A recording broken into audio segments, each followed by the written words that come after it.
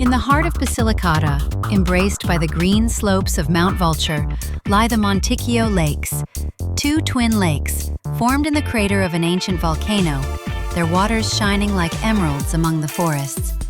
From above, the scenery is breathtaking. Circles of blue and green surrounded by chestnut and beech trees, a natural masterpiece sculpted by time.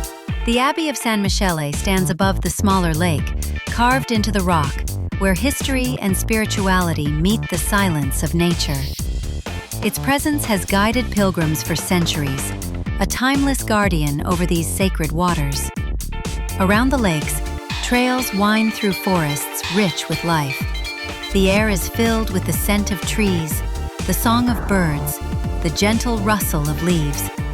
Here, nature tells stories of peace and harmony.